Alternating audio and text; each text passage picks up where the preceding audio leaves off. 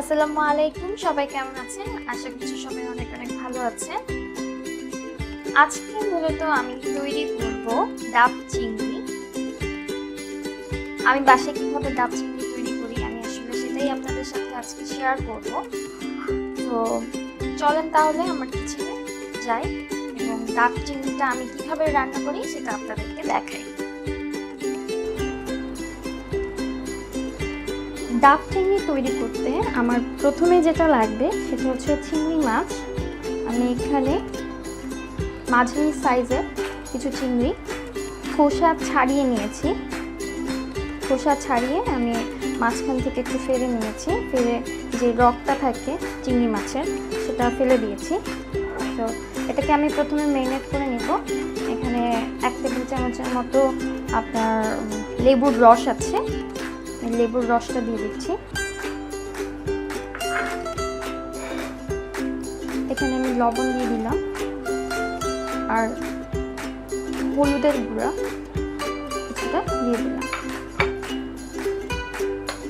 সবকিছু দিয়ে আমি এটাকে মিক্সড করে নিব।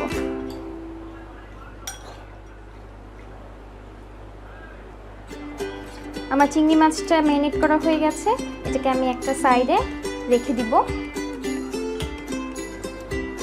এখন আমি মূলত ডাব চিংড়ির জন্য একটা স্পেশাল পেস্ট তৈরি করব, যেটা নাকি ডাব চিংড়ির মূল উপাদান। তো আমি এটা কিভাবে তৈরি করছি সেটা আপনাদের সাথে শেয়ার করছি। এখানে পেস্টটা তৈরি করার জন্য আমার প্রথমে যেটা লাগবে সেটা হচ্ছে সাদা সরিষা। আপনারা সরিষা বদলে এখানে কাসুন্দি যেটা আছে সেটা ইউজ করতে পারেন, তবে অবশ্যই সরিষা অথবা কাসুন্দি ইউজ করতে হবে। এরপরে দিয়ে দিব পেঁয়াজ কুচি। এখানে আমি হাফ কাপের মতো, হাফ কাপের থেকে একটু কম পেঁয়াজ কুচি নিয়েছি।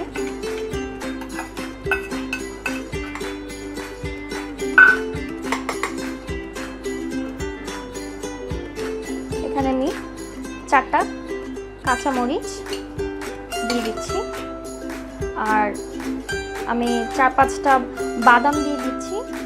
বাদাম আর পেঁয়াজটা মূলত গ্রেভিটাকে ঘন করার জন্য, গ্রেভিটা একটু ঘন হলে খেতে ভালো লাগে। এটার সাথে আমি আরেকটা যে উপাদান দিব সেটা হচ্ছে ডাবের শাঁস।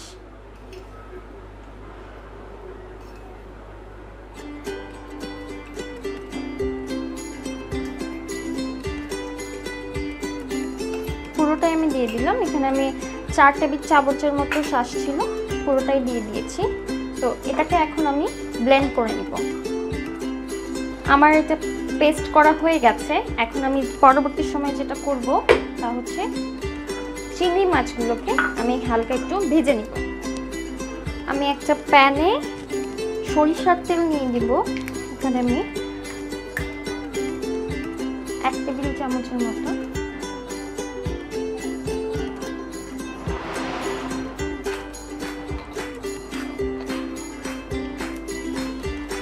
আমার চুলার আঁচটা মিডিয়াম হাই হিটে আছে।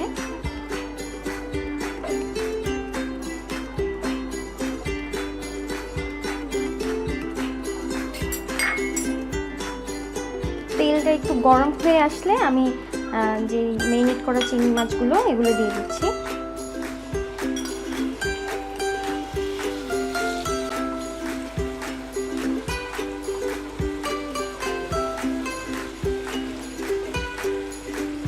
চিংড়ি মাছগুলো বেশি কুক করা যাবে না, বেশি কুক করলে এটা পরবর্তী সময় রাবারি হয়ে যাবে। আমরা যেহেতু চিংড়ি মাছটা আবারও রান্না করব, তাই এখন আমরা জাস্ট 2 সাইডে হালকা একটু ভেজে তুলে নিব।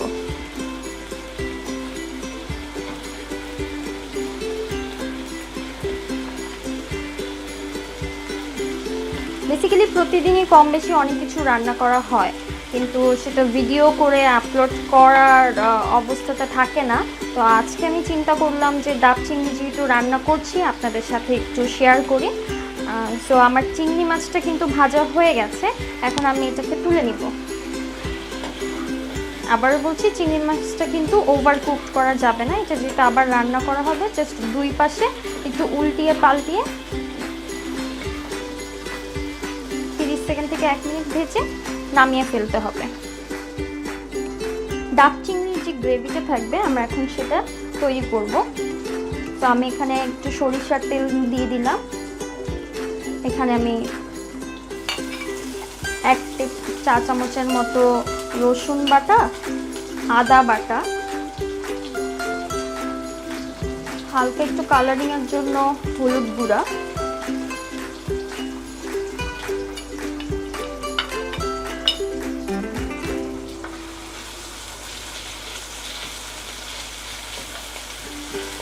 এটাকে জাস্ট হালকা একটু ভেজে নিব।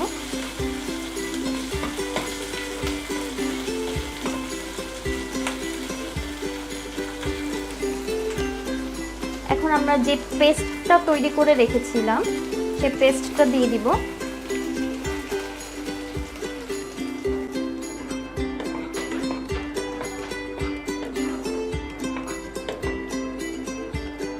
আমার চুলার আঁচটা কিন্তু মিডিয়াম হাই হিটে আছে। আমি এখন এই গ্রেভিটাকে খুব ভালোভাবে কষিয়ে নিব। এখন আমি দিয়ে দিচ্ছি পরিমাণ মতো লবণ,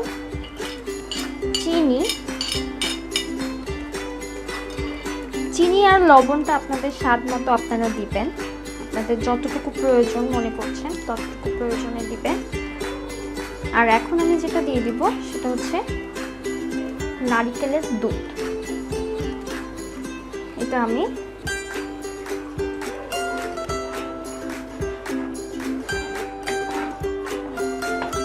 4 টেবিল চামচের মতো দিলাম।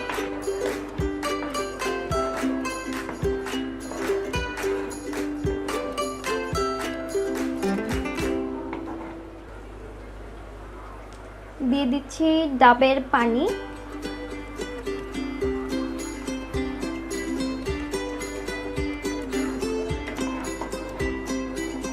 এটাও আমি 4 টেবিল চামচের মতো দিয়েছি।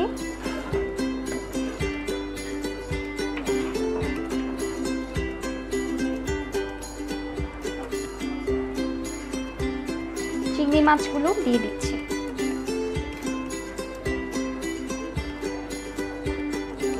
খুব বেশিক্ষণ কুক করা লাগবে না, কারণ যেহেতু এটা আমরা ডাবের ভেতর দিয়ে আবার রান্না করব, ভাপে রান্না করব, তো আমরা খুব বেশি কুক করব না।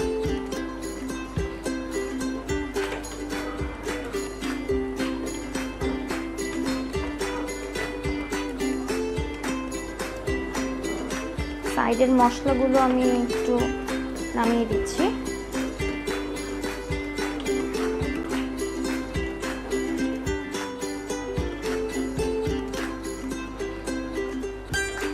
আমার গ্রেভিটা তৈরি হয়ে গেছে, এটাকে এখন আমি নামিয়ে নিব।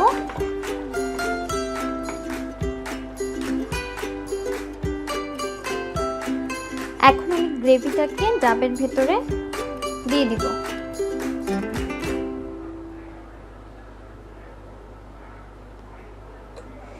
আমার ডাবটা মূলত সকালবেলা কিনে আনা হয়েছিল, এখন আমি এটা রাত্রের বেলা তৈরি করছি। তো আমার ডাবটা কিছুটা কালো হয়ে গেছে, আর ডাবওয়ালা ডাবটাকে ঠিক মতো কাটতে পারিনি, যার কারণে আসলে আমি মুখটাও ঠিক মতো কেটে আনতে পারিনি। সম্পূর্ণ গ্রেভিটা আমার ডাবের ভেতরে দিয়ে দেওয়া শেষ। এখন আমি মুখটাকে সিলগালা করব আটা দিয়ে। আমি এখানে আটার ডো তৈরি করে নিয়েছিলাম। এখন আমি আটার ডোটাকে চারপাশে এভাবে দিয়ে দিচ্ছি।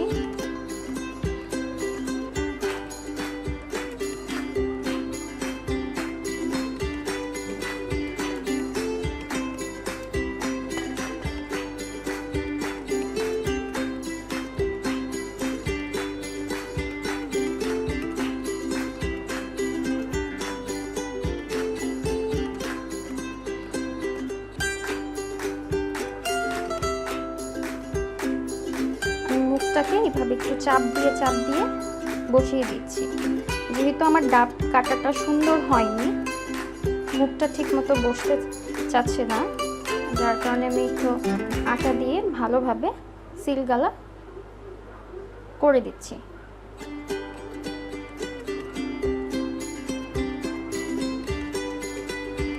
যেন ভাপে খুলে না আসে।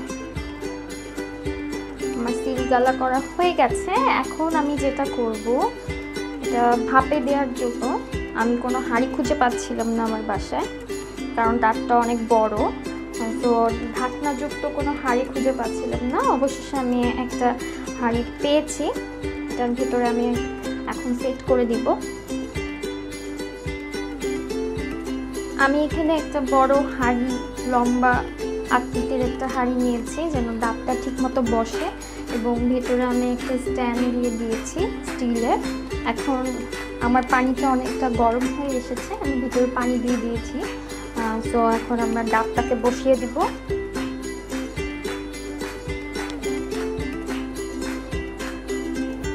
আমার ডাবটাকে একটু কাট করে বসাতে হচ্ছে, কারণ ডাবটা অনেক বড়, যে হাঁড়িতে জায়গা হচ্ছে না। আমি একটু কাট করে ডাবটাকে বসিয়ে দিয়েছি।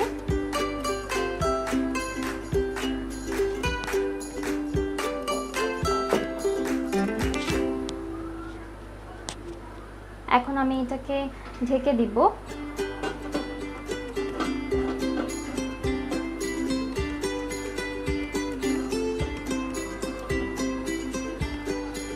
এবং ভেতরের ভাপটা যেন বের হতে না পারে, এর জন্য আমি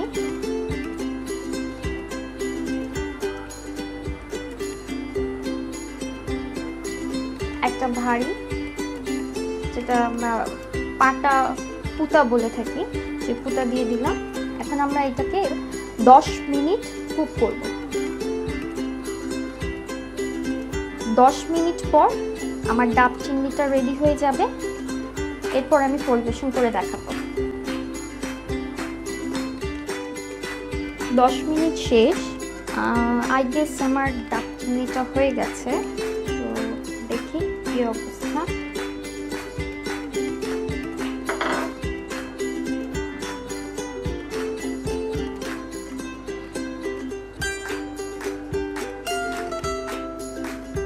দেখে মনে হচ্ছে ডাব চিংড়িটা কমপ্লিট হয়ে গেছে। তো আমি এটাকে এখন নামিয়ে নিচ্ছি, দেন আমি চলে যাব সার্ভ করতে। আমার ডাব চিংড়ি রেডি। এটা আজকে আমি সার্ভ করব সাদা ভাতের সাথে। গরম গরম ভাতের সাথে ডাব চিংড়ি অনেক বেশি মজা লাগে। আপনারা চাইলে পোলাও অথবা অনেক কিছুর সাথেও সার্ভ করতে পারেন। আমি ডাব চিংড়িটা খুলে দেখি এটার অবস্থাটা কি।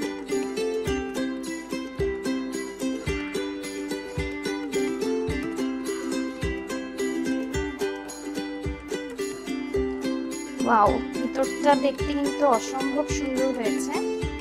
একটু বের করে দেখাই আপনাদেরকে। বের করার সময় একটু ভিতরে নাড়াচাড়া দিয়ে বের করবেন।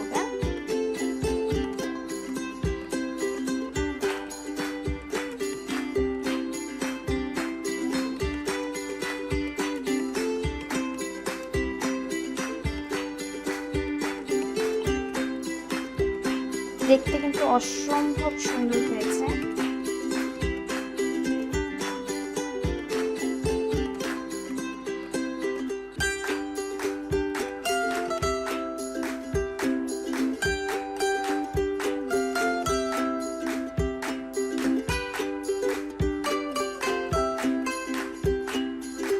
আমি সুন্দর করে সাজাতে পারি না, তারপরে চেষ্টা করছি।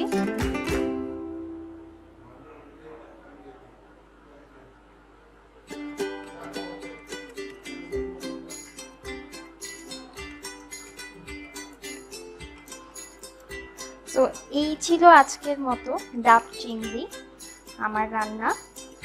ভবিষ্যতে আশা করছি আরও অনেক সুন্দর সুন্দর ভিডিও নিয়ে আপনাদের সামনে আসতে পারবো। আমি বেসিক্যালি আপনাদেরকে সেই সব রান্না করেই দেখাবো যেটা আমি বাসায় রান্না করি এবং রান্না করে আমরা খাই। তো আজকের মতো এই পর্যন্তই। সবাই ভালো থাকবেন। খোদা হাফেজ।